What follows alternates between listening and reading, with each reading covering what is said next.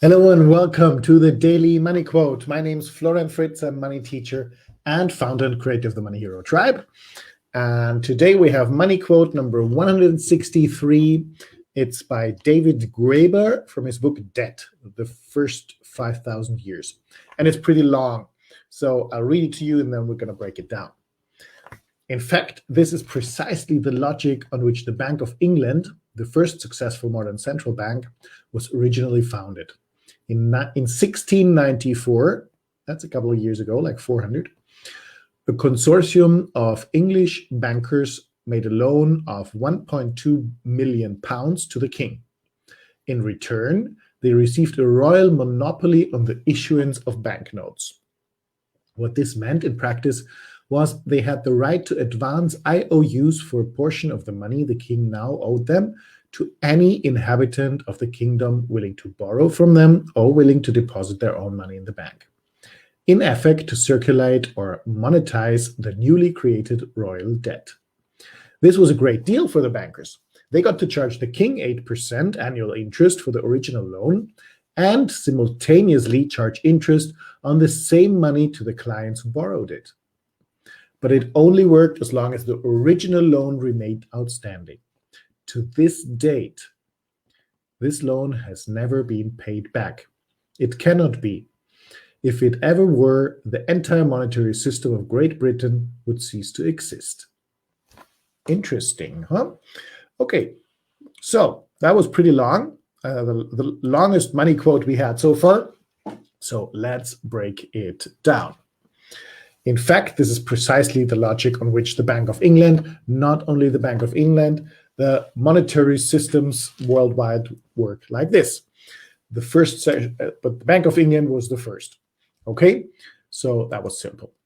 In 1694, so actually not 400, but 326 years ago, the consortium of English bankers made a loan of 1.2 million pounds to the king. I have no idea how much that it would be today, but billions probably. In return, they received a royal monopoly on the issuance of banknotes. So basically, they became the central bank. The central bank.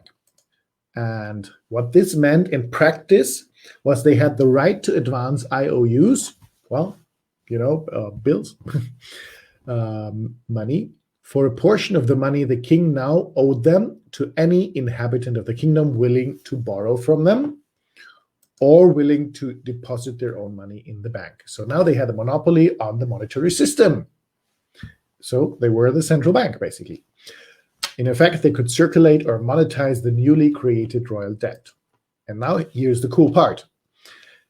They charged the king 8% every year, and then they took the money they created, that loan, and gave it to other people and charged interest again. For the same money, they were charging interest twice. Isn't that cool? Yeah, that's who you want to be. You want to be those bankers. But it only worked as long as the original loan remained outstanding. Of course, if that was paid back, they wouldn't have any backing of the money they were giving other people. The security was the king's going to come up for it, right? So they could never pay this loan back. And obviously they didn't. This loan still exists. So the British Crown is still paying 8% every year for this original loan that's backing the British monetary system. Interesting, huh? So all of our money systems work like this. All is based on debt. And if we would take the debt away, we wouldn't have a monetary system.